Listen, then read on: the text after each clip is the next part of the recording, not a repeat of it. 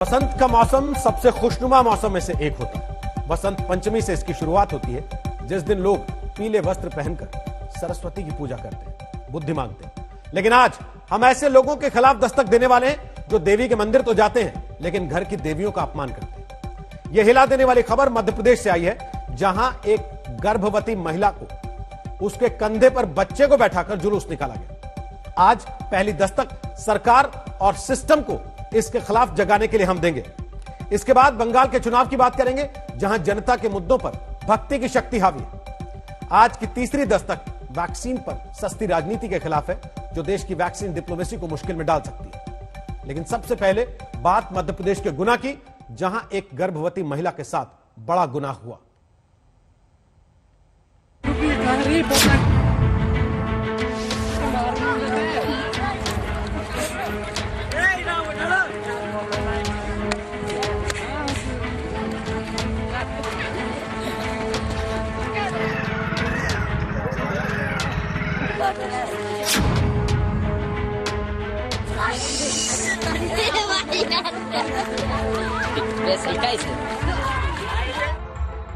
ये तस्वीर अफगानिस्तान की नहीं है।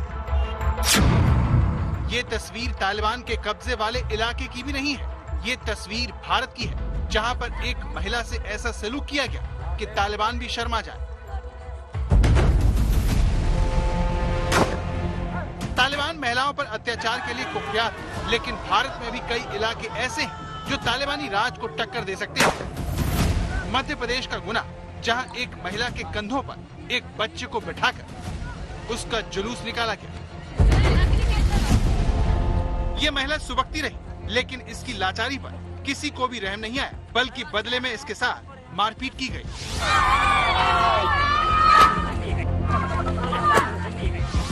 लेकिन सवाल उठता है कि क्यों एक महिला के साथ ऐसा किया गया? इस महिला का जुर्म क्या है?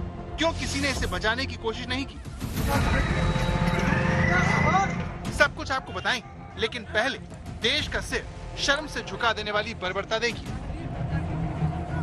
वीडियो की शुरुआत में एक महिला कंधे पर एक बच्चे को बैठाए चल रही है। उसके पीछे लोग हैं जो हंस रहे हैं। 12 सेकंड बाद कैमरा इस महिला के सामने पहुंचता है और इसके आसपास चल रहे नौजवान दिखते हैं, जिनके हाथों में डंडे। अपने साथ हो रहे इस बर्ताव से महिला सुबक रही है, लेकिन बाकी लोग इस पर हंस रहे हैं।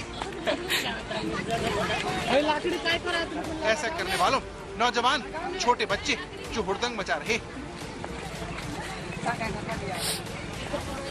आमतौर पर ऐसा हुड़दंग किसी जंगली जानवर को मारते वक्त या फिर उसके शिकार के बाद होता है, लेकिन मध्य प्रदेश के गुना में इन लोगों ने मानव महिला सशक्तिकरण के दावों का ही शिकार कर लिया।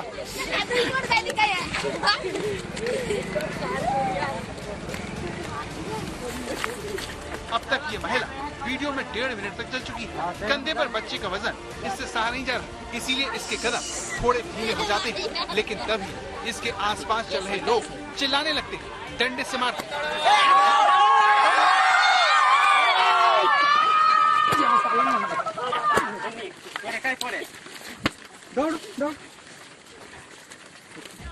आपकी हैरानी और गुस्सा तब और बढ़ जाएगा जब आप इस महिला का एक और सच जानेंगे। एक बच्चे को कंधे पर बिठाकर जिस महिला को दौड़ाया जा रहा है, पीठ पर मारा जा रहा है, वो 5 महीने की गर्भवती है। फिर भी चारों तरफ इकट्ठा लोग संवेदनहीन बने हुए हैं, एक दूसरे को मारने के लिए प्रेरित कर रहे हैं।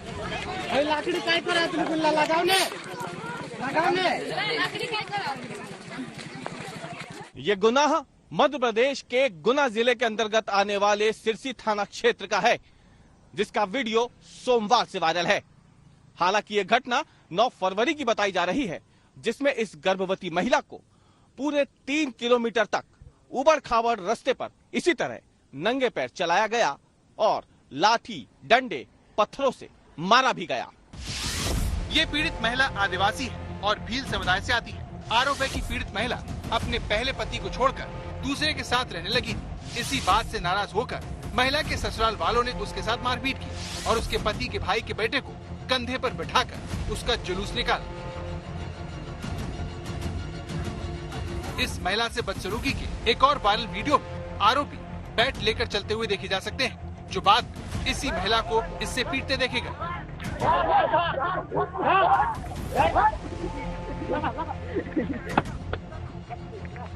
इस घटना का सबसे चिंताजनक पहलू ये है कि कोई भी इस जुल्म को रोकने की कोशिश नहीं करता, बल्कि लोग इसका वीडियो बनाते रहते हैं। आखिर एक गर्भवती महिला के साथ ऐसा क्यों हुआ? इन लोगों की हिम्मत कैसे हुई? ये जानने के लिए जब गुना के एसपी राजीव मिश्रा से पूछा गया तो हाथ बांधते हुए वो ये कहकर पल्ला झाड़ते दिखे कि वो इलाके में नए हैं और ये घटना उनकी पोस्टिंग से एक दिन पहले हुई है। 9 तारीख का, शायद 9 तारीख के आसपास का घटनाक्रम है। आज से करीब 4-5 दिन पहले का। मैं 10 तारीख को आया हूँ, ज्वाइन किया हूँ। उसके बाद ये अभी चूँकि वायरल हुआ तो मेरे संज्ञान में आया। इसमें प्रकरण पंजीबद्ध है और 3 आरोपी इसमें गिरफ्तार हो चुके हैं। कुल 4 थे, 1 आरोपी बाकी है, उसको भी जल्दी गिरफ्तार हम करवा देंगे। आरोपियों को गिरफ्तार करके पुलिस भले ही अपना काम पूरा समझ ले, लेकिन एक महिला के साथ इस तरह की बदसलूकी हमारे समाज और प्रशासन दोनों की पोल खोलती है। हमें ये बताती है कि भारत में भी महिलाओं को लेकर तालिबानी सोच बसती है, जिसके खिलाफ दस्तक देने का वक्त आ गया है। कैमरामैन इरशाद खान और गुना से विकास दीक्षित के साथ रवीश पाल सिंह, भोपाल, आज तक।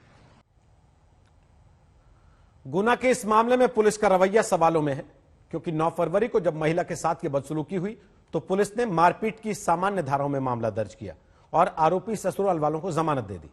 लेकिन जब मामला सोशल मीडिया से होता हुआ चौतरफा चर्चा का विषय बन गया, तब पुलिस ने बारीकी से इस मामले की दोबारा जांच शुरू की और अब कठोर कार्रवाई का दावा है।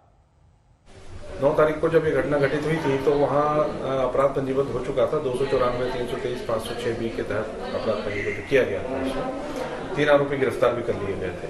1 आरोपी उस समय फरार था। अभी उसको पूरा दिखवा के हमने उसमें बाकी जितने आरोपी उसमें शरीक थे, शामिल थे, उनकी गिरफ्तारियां करवाई हैं। वो गिरफ्तार करके हम उनको थाने में अभी हमारे पास हिरासत में और अपने न्यायालय उनको भिजवाया जा रहा है। इसके अतिरिक्त उसमें कुछ तथ्य ऐसे सामने आए जिसमें कि कुछ और धाराओं का इजाफा होना है। वो परीक्षण करके अभी धाराएं बढ़वाई जा रही हैं और जितने भी इसमें आरोपी शामिल थे उनके विरुद्ध पूरी कार्रवाई की जाएगी। इसमें सर आरोपी भी बढ़ाए जा रहे हैं कुछ आरोपी जिनका रोल उसमें है, चूंकि विवेचना में धीरे धीरे वो सामने आता है, तो जिनका उसमें भूमिका रही है उसको इस तरह का कृत्य उसके साथ करने में उनके विरुद्ध कार्रवाई की जा रही है। मध्य प्रदेश में महिलाओं से अपराध की एक बड़ी वजह पुलिस और प्रशासन की लापरवाही है, जिस कारण इस तरह की घिनौनी हरकत करने वालों में कानून का खौफ नहीं है। एनसीआरबी के 2019 के आंकड़ों के मुताबिक पिछले साल मध्य प्रदेश में महिलाओं पर पति और ससुराल पक्ष के अत्याचार के 5486 मामले दर्ज किए गए। इसी साल एमपी में महिलाओं से बदसलूकी के 174 केस सामने आए। लेकिन सबसे बड़ी बात, महिलाओं को घरेलू हिंसा से बचाने वाले कानून protection of women from domestic offences act के तहत मध्य प्रदेश में सबसे ज्यादा 248 मामले दर्ज किए गए।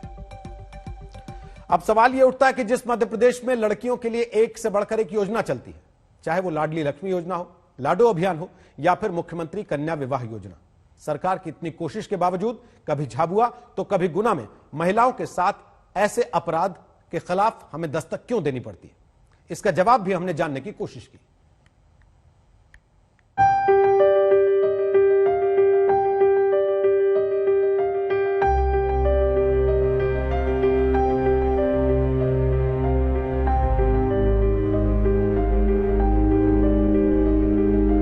सचमुच में जिस समाज में माँ, बहन और बेटी प्रसन्न नहीं रहेंगी, वो समाज सुखी नहीं रह सकता।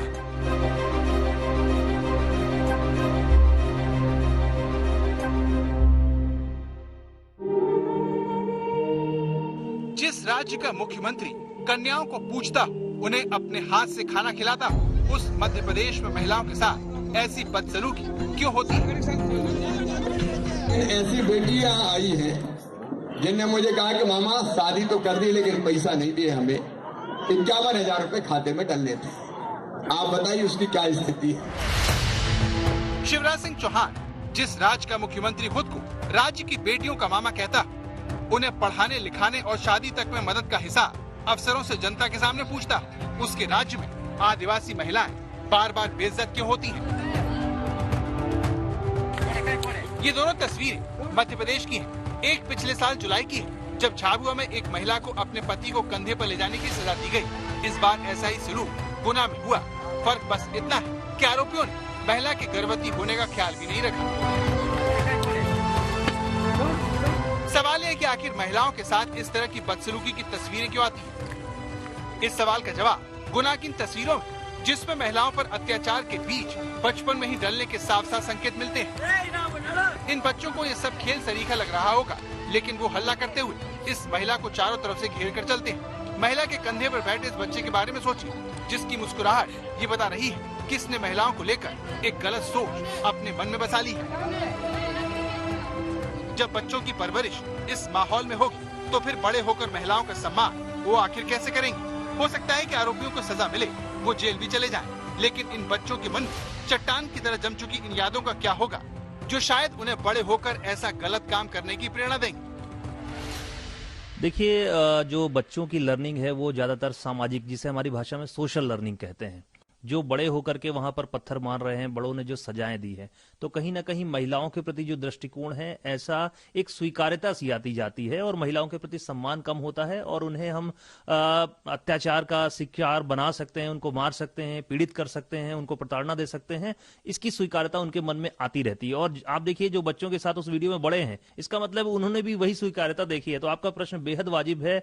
निश्चित तौर पर ऐसे बच्चों से या जो समाज हम बना रहे हैं, वहां पर कहीं ना कहीं महिलाओं के प्रति सम्मान कम रहेगा और हिंसा की घटनाओं के लिए स्वीकार्यता मन में आती जाती है। समाज में लोगों की मानसिकता अभी भी वही रह गई है। जितना भी हम सोचते हैं कि हाँ, वुमेन एम्पावरमेंट हुआ है और काफी हद तक हम लोगों को, मतलब महिलाओं को बहुत अच्छा दर्जा मिला, पर नहीं है। मानसिकता बदलने में बहुत समय लग रहा है। बच्चे जो देखते हैं वो सीखते हैं, इसीलिए इस देश में महिलाओं के खिलाफ इस तरह के अपराध तब रुकेंगे जब बच्चे अपने बड़ों को घर की महिलाओं के साथ सम्मान और बराबरी का व्यवहार करते हुए देखेंगे। वरना कभी झाबुआ तो कभी गुनाह को देखकर देश ऐसे ही अपना सिर शर्म से झुकाता रहेगा। गुना से विकास दीक्षित के साथ रवीश पाल सिंह, भोपाल, आज तक। आखिर देश में बार बार महिलाओं के साथ बदसलूकी की घटनाएं क्यों होती हैं? क्या जनता इसे रोक सकती है? जवाब है हाँ। अगर जनता सिर्फ मुद्दों पर वोट दे तो ऐसा हो सकता है। लेकिन होता क्या है जो बंगाल में इस वक्त हो रहा है? जनता के असली मुद्दे गायब हैं और सब कुछ भगवान भरोसे है। रोजगार, महंगाई, भ्रष्टाचार या फिर स्वास्थ्य सेवाएं, किसी भी राज्य में जहां पर चुनाव होने वाले हैं, वहां पर ये मुद्दे होने चाहिए। लेकिन पश्चिम बंगाल में सियासी लड़ाई अब धर्म युद्ध में तब्दील होती दिख रही है। बीजेपी हो या फिर तृणमूल कांग्रेस, दोनों के बीच आज सरस्वती पूजा को लेकर होड़ देखने को मिली।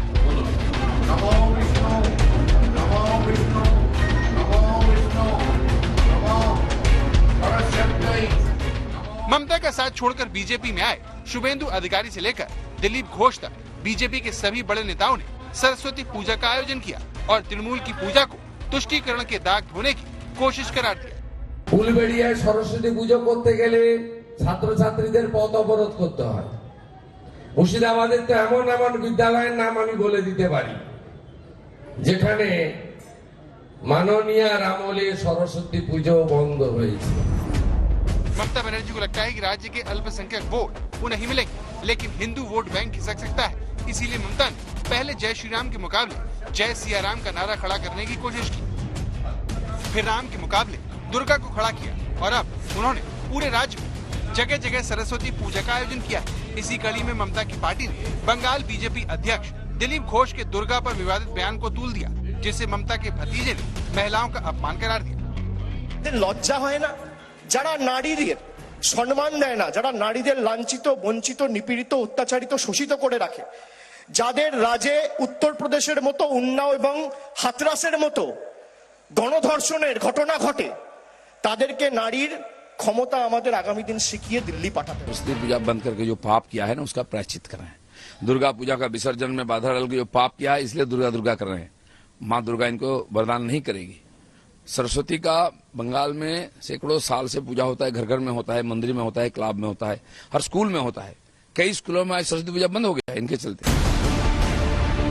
बंगाल में अभी तक अल्पसंख्यक वोटों के लिए पार्टियों के बीच होड़ देखने को मिलती थी, लेकिन इस बार मामला उल्टा है। सत्ताधारी दल अपनी उपलब्धियों का बखान करने के बजाय भक्ति में जुटा है। वहीं पश्चिम बंगाल में पहली सरकार का सपना देख रही बीजेपी तृणमूल की नाकामियों से ज्यादा धार्मिक मुद्दों पर ध्यान दे रही है। मतलब इस बार भगवान भरोसे है बंगाल। अनुपम मिश्रा, कोलकाता, आज तक।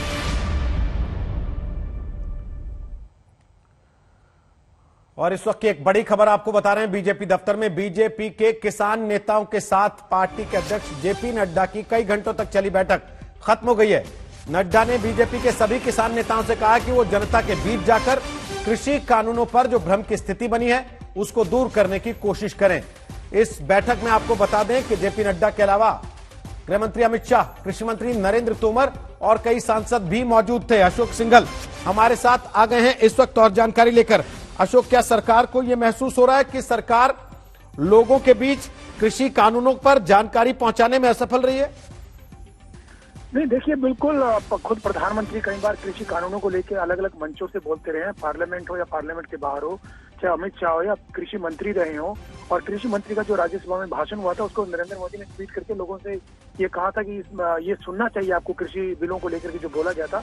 लेकिन आज किसान नेताओं की, खासतौर से मैं आपको रोहित बता दूं कि वो यूपी के हो, हरियाणा के हो, राजस्थान के हो, तो यहाँ के किसान नेताओं को, जो पार्टी के किसान नेता हैं, उनको बुलाया गया, जिसमें 10 MP थे, 26 के करीब विधायक थे और XMP और MLA भी थे, पूर्व जो MLA थे, उन तमाम पार्टी के नेताओं को बुला करके करीब 2.5 घंटे तक उनसे बातचीत की गई। हालांकि सबको ये बोला गया था कि आप बाहर जाके मीडिया से बात नहीं करेंगे, किसी से डिस्कस नहीं करेंगे, लेकिन उसके बाद भी खबरें जो आई है कि पार्टी नेताओं को कहा गया कि जनता के बीच जाएं और उनको बताएं कि कृषि बिलों के क्या फायदे हैं, जो कृषि कानून लेके आए, जो भ्रम की स्थिति बनी हुई है। लेकिन बार बार ये कहा जाता रहा है पार्टी की तरफ से। धन्यवाद अशोक सिंघल जानकारी देने के लिए। अब वो दस्तक जो टूल किट पर हो रहे खुलासों से सुनाई पड़ रही। 26 जनवरी की हिंसा के पीछे खालिस्तानी हाथ होने की आशंका पहले से थी, लेकिन टूल किट के किरदार जैसे जैसे सामने आ रहे हैं वैसे वैसे इस साजिश का खालिस्तानी लिंक पुख्ता होता जा रहा है। दिल्ली पुलिस ने कल ही पीटर फ्रेडरिक नाम के अमेरिका में रहने वाले लेखक का नाम लिया था। पीटर फ्रेडरिक का जिक्र टूल किट में है। यह नाम इतना अहम क्यों है, खालिस्तान के एजेंडे से उसका लेना देना क्या है, यह समझना आज बेहद जरूरी है। टूल किट खुलासा पार्ट 2 की यह रिपोर्ट देखिए।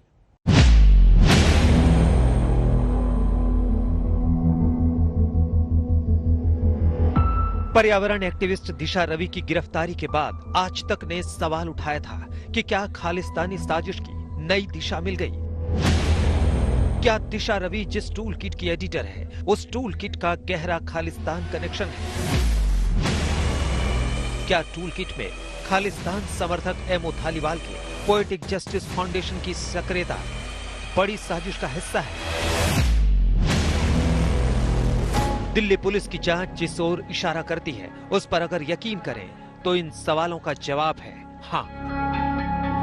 खालिस्तानी एजेंडे के मद्देनजर जिस एक नाम पर दिल्ली पुलिस की जांच का लेंस सबसे ज्यादा घूम रहा है वो नाम है पीटर फ्रेडरिक। टूल किट में अमेरिका में रहने वाले इस पीटर फ्रेडरिक का नाम रिसोर्स पॉइंट के तौर पर दर्ज है। टूल किट में पीटर फ्रेडरिक का नाम देखते ही दिल्ली पुलिस चौंक गई, क्योंकि भारत के खिलाफ सूचना युद्ध के मद्देनजर उस पर पुलिस की नजर बहुत पहले से थी, क्योंकि ये वही पीटर फ्रेडरिक है जो ISI के लिए काम करने वाले खालिस्तानी एजेंट भजन सिंह भिंडर उर्फ इकबाल चौधरी का साथी है। इंडियन सिक्योरिटी एस्टैब्लिशमेंट इनको जानता है 2005-6 से। इनका नाम उभरा था, एक भजन सिंह भिंडर साहब है, BS भिंडर एलियस इकबाल चौधरी, जो ISI की K2 डेस्क के बहुत पुराने प्रोपोनेंट रहे, उनके साथी होने की वजह से इनका नाम 2006-7 से इंडियन सिक्योरिटी एजेंसीज के रडार पे रहा है।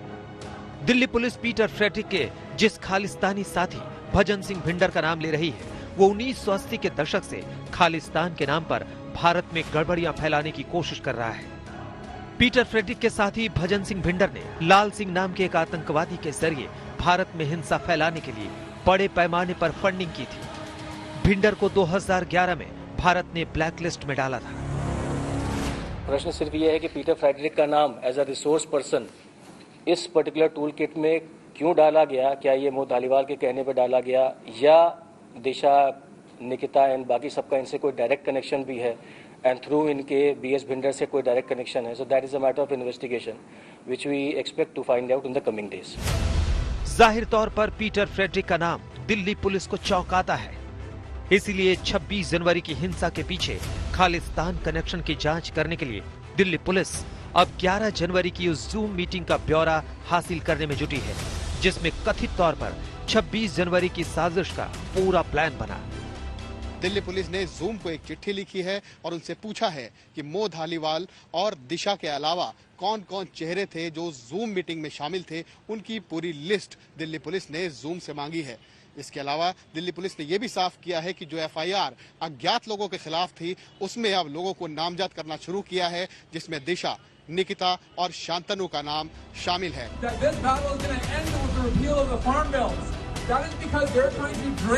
टूल किट मामले में दिल्ली पुलिस को अपनी जांच में एमओ धालीवाल से संपर्क रखने वाली खालिस्तानी एजेंट अनीता लाल की भी भूमिका नजर आई है।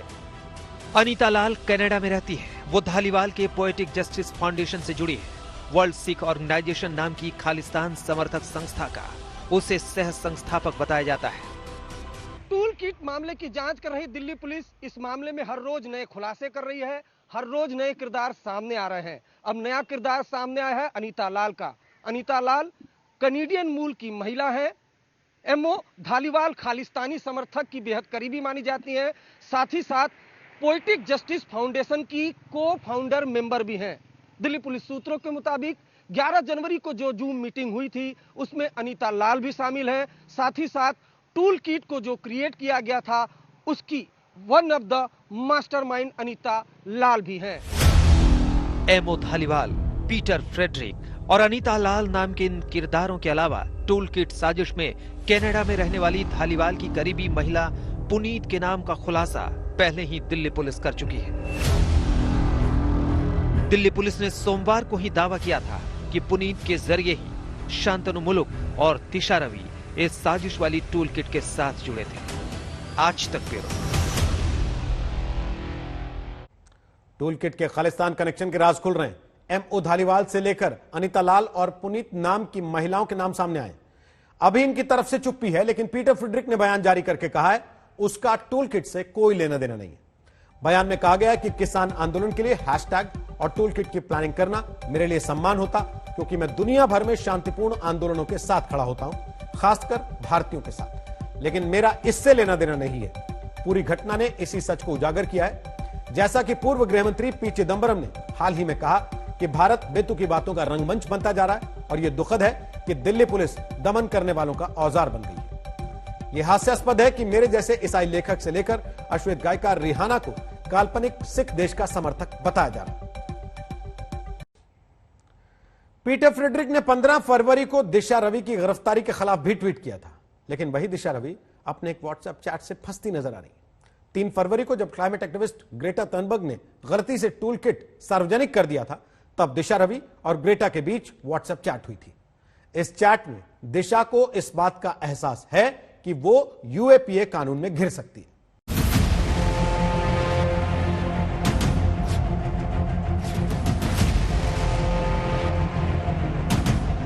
इक्कीस 22 साल की लड़की, एक निहत्थी लड़की।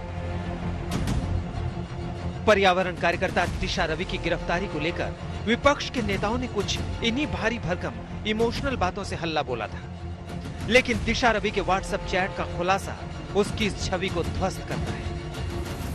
आज तक ने दिल्ली पुलिस के हवाले से पहले इस बात का खुलासा कर दिया था कि दिशा रवि ने ही वो टूल किट ग्रेटा थनबर्ग को भेजा था, जिसे ग्रेटा ने गलती से ट्वीट कर दिया था। आज तक के पास दिशा रवि और ग्रेटा का व्हाट्सएप चैट भी मौजूद है, जिसमें टूल किट के लीक होने के बाद दिशा बेहद घबराई हुई हैं। दिशा ग्रेटा से कहती हुई दिखाई दे रही हैं कि अब हम पर यूएपीए का केस लग सकता है, इसलिए ग्रेटा तुम वो ट्वीट डिलीट कर दो। इसके अलावा बातचीत में दिशा बेहद घबराई हुई हैं। वो लगातार ग्रेटा को समझाती बुझाती नजर आ रही हैं। साथ ही ये भी कह रही हैं कि तुम मत घबराओ, मैं अपने वकील से बात करती हूं। 3 फरवरी को जब एक्टिविस्ट ग्रेटा थनबर्ग ने गलती से ट्विटर पर टूल किट डाला, तो दिशा रवि और ग्रेटा थनबर्ग के बीच जो बातचीत हुई वो बेहद गंभीर है। 3 फरवरी की रात 9:23 पर दिशा ने ग्रेटा को लिखा, ग्रेटा ने गलती से लीक डॉक्यूमेंट में 2 नए लिंक भेज दिए हैं। 9:25 पर ग्रेटा ने जवाब दिया, अब इसे तैयार करना होगा, इसके चलते मुझे काफी धमकियां मिलेंगी, इससे तूफान खड़ा होगा। दिशा का फौरन जवाब आया, उफ। दिशा ने फिर लिखा, आपको भेज रही हूँ। इसके बाद अगले 10 मिनट तक दोनों के बीच खामोशी रही, लेकिन इसके बाद दोनों के बीच जो बातचीत शुरू हुई उसमें उजागर हो रहा है कि दिशा को अपनी करनी का पूरा अंदाजा था। रात 9:35 पर दिशा ने ग्रेटा को व्हाट्सएप किया। क्या तुम टूल किट को ट्वीट ही ना करो? क्या हम कुछ समय के लिए कुछ ना कहें? मैं वकीलों से बात करने जा रही हूँ। हमारा नाम इसमें है और इसे लेकर UAPA लग सकता है। दिशा के इतना लिखने के बाद कुछ देर तक ग्रेटा और दिशा के बीच व्हाट्सएप पर कुछ और मैसेज साझा होते हैं। दिशा अपने वकीलों से बात करने का भरोसा देते हुए 2 बातें कहती है। पहली ये कि वो ग्रेटा का नाम खराब नहीं होने देगी, और दूसरी ये कि हमें सारे सोशल मीडिया को डीएक्टिवेट करना होगा। दिशा और ग्रेटा की ये व्हाट्सएप चैट जब उजागर हुई तो जरा 3 फरवरी से 4 फरवरी के बीच एक अहम बात को याद करना भी जरूरी हो जाता है।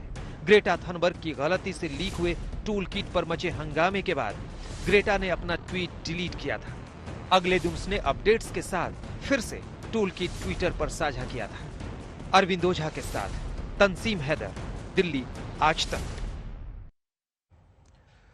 दिशा रवि तो गिरफ्तार है, साथ ही शांतनु मुलुक और निकिता जैकब दिल्ली पुलिस के रडार पर हैं। लेकिन दिशा रवि के समर्थन में भी आवाजें उठ रही हैं। शांतनु को बॉम्बे हाईकोर्ट से ट्रांजिट बेल भी मिल गई।